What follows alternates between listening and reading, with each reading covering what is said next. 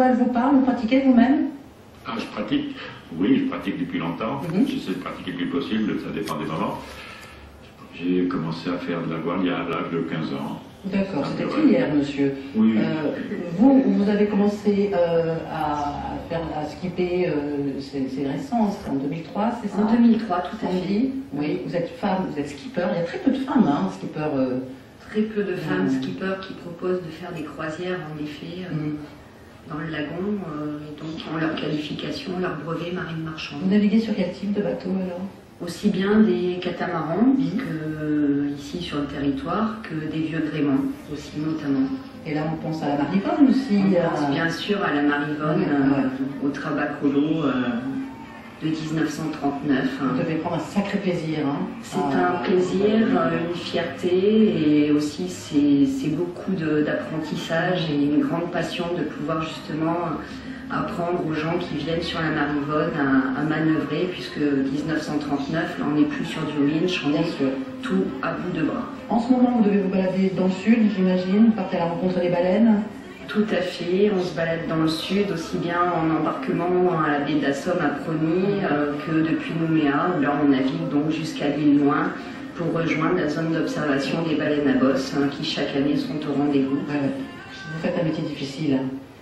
Oui et non, je dirais qu'il y a beaucoup de gens qui rêvent de faire ce métier. Bon, il ne faut pas oublier les responsabilités, aussi bien matérielles que humaines, que nous avons du bateau et des passagers qui sont à bord. Vous êtes diplômé capitaine de 100 voiles.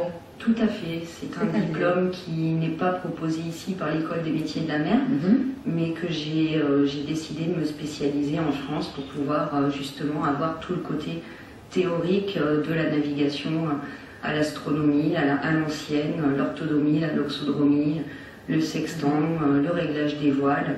Donc cette qualification, je l'ai faite en France. D'accord. Vous skippez sur de longues distances, très longues distances, ça vous est déjà arrivé? Ça nous arrive, oui, des traversées de l'Atlantique, des traversées de la Méditerranée, l'océan Indien, ici le Pacifique, l'Australie, les Fidji. Mais le lagon aussi avant tout pour justement permettre aux gens qui sont ici aux Calédoniens de pouvoir découvrir les îlots, le lagon, les îles loyautés. Alors le milieu de la mer est plutôt un milieu d'hommes. Vous, au milieu de tout ça, vous en sortez comment? Eh bien, on s'en sort de par, je dirais, un peu tous les métiers qui généralement sont faits par les hommes, par la conscience professionnelle. La conscience que peut avoir une femme, c'est sûr qu'il ne faut pas penser à exercer de la force pour faire les choses. Il faut faire de la prévention, il faut faire tout en douceur, et on y arrive toujours. Toujours. Je lève l'encre quand vous voulez, avec vous, Sandrine. Avec plaisir. Avec plaisir. Je suis week-end. Voilà. Oui, je suis sur la Marivonne ce week-end, donc départ vendredi aux alentours de 17h, retour dimanche soir. Ça vous laisse rêveur, hein, Patrick, vous la regardez en souriant.